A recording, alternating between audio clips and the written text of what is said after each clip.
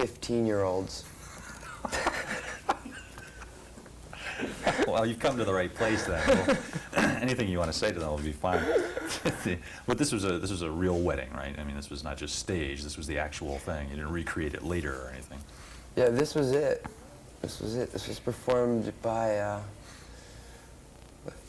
very real, serious, beautiful woman. Yeah. This woman, Isabella Aguirre. She's an original descendant of Oscar Aguirre, who's a very powerful man that just recently passed away.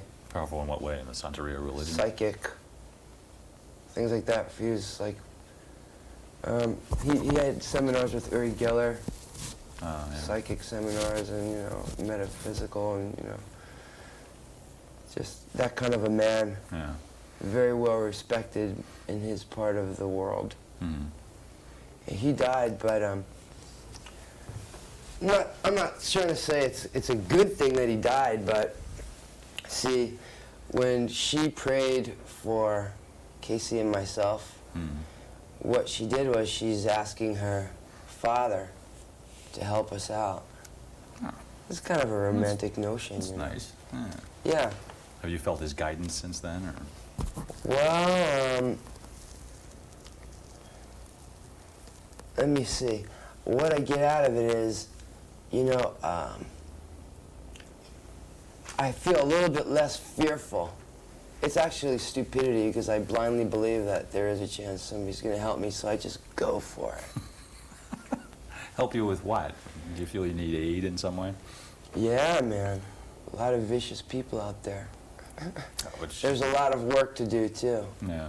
And there's a lot of fun to be had. Mm. The mixture can be deadly. True.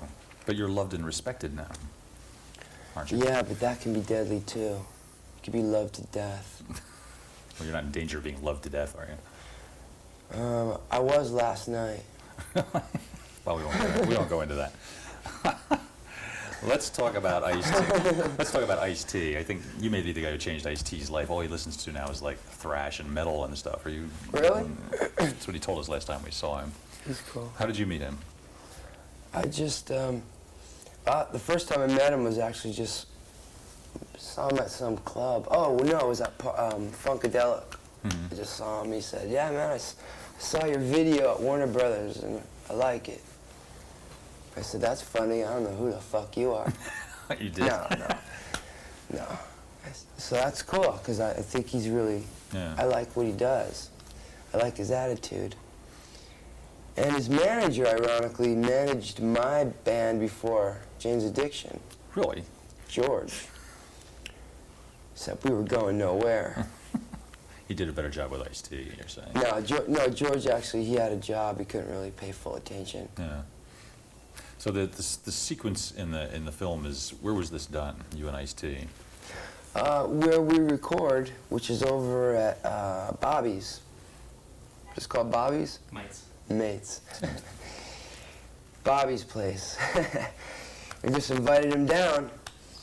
Had the arrangement just in my head. Yeah. Just tell it off to the guys. He had a guitar player, and it was kind of like I liked it, man. It had a good tension because it was good fun, but everybody did have a lot of pride involved. Yeah, so it sounded very hot. I think the way I look at it now, and I look back on it. Yeah. Yeah, there are probably college campuses where you couldn't go and perform that these days because you're not allowed to use words like that. Really? Yeah. You've heard about this? I've never been stopped. I've heard about it. Okay. Is the rest of the band like cool with this? I mean, they're not like featured in it in the way that you are. They understand that, or are they taking it bad? Well, let's see. I don't know, because they won't talk to me. Is that true? Yeah. How can you function as a band if you're not talking to each other? No, I'm only kidding. I talk to them. Could you pick that up for me? What? No, that's how I talk to them. Oh. Come on. No, I talk to them and stuff. I don't know, what can I say, man? There's only so much time in a day. I see them a lot. Yeah. I know what they're up to. I mean, you could have made them extras in some of the scenes in the movie, right? No, I tried to, you know, but it just didn't quite work out. Yeah. I mean, And I went off on a tangent, you know, my own thing. If you don't like it, you don't have to watch it. yeah. Okay. There's no danger of the band breaking up imminently, is there? Because I know you'd said in Rolling Stone that, you know, this might be Yeah. the last album, blah, blah, blah, blah. Yeah, I have other ideas that I'm going to go and try. Could you maybe suggest what they might be? I'm just going to keep on working. You'll see. Do you have other stuff? I mean, do you write on the side? Like, are you interested in doing fiction, or I'm interested in any of it, man. but do you have stuff like lying around? Have you got work that's done that you? I don't have fiction lying around, but I've got ideas that I want to pursue. That I've got melodies that I really like. And I've got ideas that I want to, I just want to keep improving. Are there areas of music that you're interested in that'd be a lot different from Yes. Jane's Addiction? Yes. Like what? What I, for one, am up for people singing together. I love to hear people sing. I think it's so powerful. So that's the only idea I'll tell you Okay. about, okay? So that makes you know I know what I'm talking about. I'm convinced. Are there any directors? I assume you want to direct, and you're interested in films. You want to keep directing, right? I mean, you've directed this, you and Casey. Are you like a big fan of any particular style or school of filmmaking, or any director? No. None at all. I like people, but I'm not interested in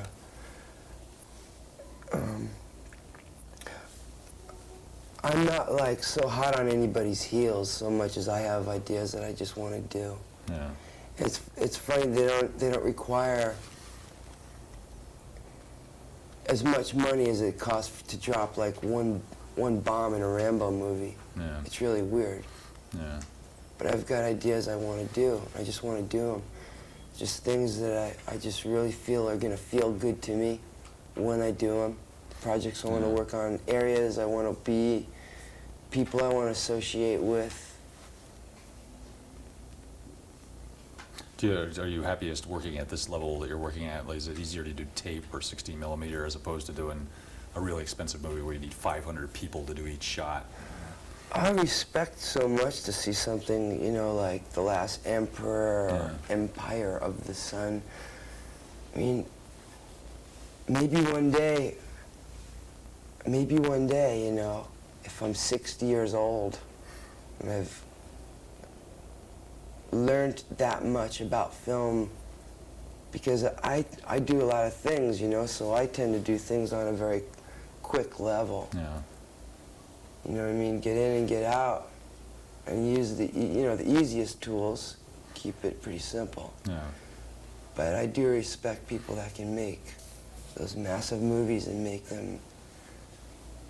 a great movie. Manipulating all those people is an amazing task and an amazing Like being a accomplishment. general, you know? Tell us something about the Lollapalooza tour. This was your idea, wasn't it? I mean, to get this whole thing together. Well, as far as don't call it that, because every time I talk about whose idea something is, I make enemies. But let me just say that I'm throwing mine in the pot. How's that? Is this what you envisioned when you started out? Did you want are these the people you wanted on the tour? Or did you want other people that weren't available? Or? Well, to state it fairly and truthfully, I just went down. We put together a list of who we liked, and we let them all kind of, you know, shadow box until the lineup is what it is. I'm proud of all the bands that we're playing with, that we're getting to play with them. And there's other bands that I'd love to, but you know, maybe we can do it again sometime. Yeah. Why do you think this isn't done more often? I mean, there are a lot of people who want to see these bands. They make great music, but you don't hear it on the radio all that much in many cases. I mean, do you think that is this like a blow against the state of affairs?